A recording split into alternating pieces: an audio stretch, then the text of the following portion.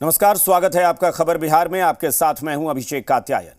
बिहार में जातिगत सर्वे को लेकर केंद्र सरकार की ओर से सुप्रीम कोर्ट में जवाब दाखिल किया गया है, जिसमें केंद्र सरकार ने कहा है कि संविधान के मुताबिक जनगणना केंद्रीय सूची के अंतर्गत आती है।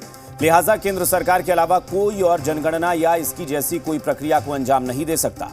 केंद्र सरकार खुद अनुसूचित जाति, जनजाति, सामाजिक और शैक्षणिक लोगों के उत्थान की कोशिश में लगी है।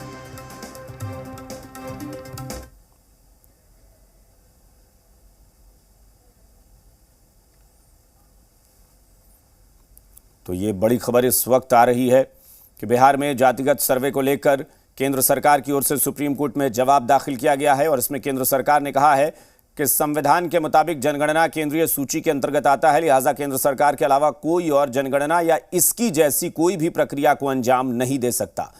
इस वक्त दिल्ली से जी मीडिया संवाददाता अरविंद हमारे साथ फोन लाइन पर जुड़े हैं, उनसे बात करेंगे। अरविंद, बताएं जरा क्या कहा है केंद्र सरकार ने, क्योंकि बिहार सरकार की हर दलील का जवाब देना है केंद्र को। देखिए, केंद्र सरकार इसमें मूलतः पार्टी नहीं थी और इस मामले में जो नोटिस हुआ था वो पहले बिहार सरकार को हुआ था, याचिकाकर्ताओं की अर्जी पर, जिन्होंने हाईकोर्ट के आदेश को चुनौती दी थी। लेकिन पिछली बार केंद्र सरकार ने ये कहा था कि वो भी इस मामले में अपना जवाब दाखिल करना चाहती है और केंद्र सरकार ने एक बहुत छोटा सा जवाब दाखिल किया है। सिर्फ 1.5 पेज के इस जवाब का मतलब ये है कि सरकार ये कह रही है कि जनगणना जो है वो एक केंद्रीय सूची में आने वाला विषय है और संविधान के मुताबिक ऐसे मामलों में सिर्फ केंद्र सरकार को ही जातिगत जनगणना या जनगणना जैसी कोई भी कवायद हो, यानी यहाँ पर उनका इशारा जातिगत सर्वे को लेकर के है, वो कराने का इख्तियार है। यानी सरकार ये कहना चाह रही है कि राज्य सरकार या कोई दूसरी संस्था जनगणना जैसी कोई कवायद को अंजाम नहीं दे सकती।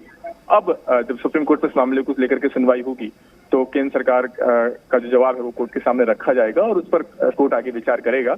लेकिन केंद्र सरकार का जो जवाब है वो इस मामले में बिहार सरकार के खिलाफ और याचिकाकर्ताओं के पक्ष में जा रहा है, जिनका ये कहना है कि जातिगत सर्वे की आड़ में बिहार सरकार ने एक जनगणना जैसा काम किया है जिसको कराने का सरकार को संवैधानिक का अधिकार। तो अरविंद, एक छोटा सा सवाल इसमें यह कि चूंकि लीगल एक्सपर्ट्स क्या कह रहे हैं, क्योंकि हाई कोर्ट ने राज्य सरकार की उस दलील पर मुहर ये कहते हुए लगाई थी कि ये जनगणना नहीं, ये सर्वे है और सर्वे के आधार पर अगर राज्य सरकार कर रही है तो गो अहेड, आप आगे बढ़ सकते हैं। अब इसी को चुनौती दी गई है, तो लीगल एक्सपर्ट क्या कह रहे हैं? केंद्र की दलील और राज्य सरकार ने जो हाई कोर्ट में दलील दी थी उसमें क्या कुछ हो सकता है?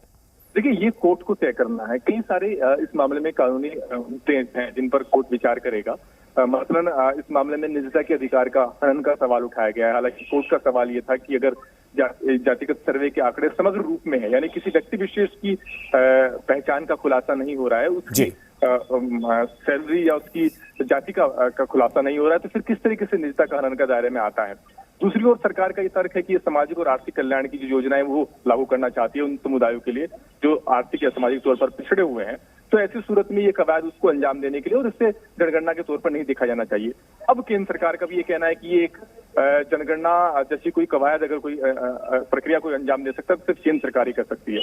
तो अब तीनों के पक्ष कोर्ट के सामने आए हैं। कोर्ट को देखना है कि किसका पक्ष इस मामले में नजदीक बैठता है, अगर इस पूरे मामले में कानूनी बिंदुओं को देखा जाए तो। चलिए, बहुत बहुत शुक्रिया अरविंद इस पूरी जानकारी के लिए। तो फिलहाल सुप्रीम कोर्ट में केंद्र सरकार ने अपनी तरफ से, चूंकि सुप्रीम कोर्ट में केंद्र सरकार ने ही कहा था कि वो भी इस मामले में जवाब देना चाहेगी और केंद्र सरकार ने जो जवाब दिया है वो याचिकाकर्ताओं से काफी, याचिकाकर्ता जो याचिका लेकर गए हैं उससे मेल खाता हुआ है।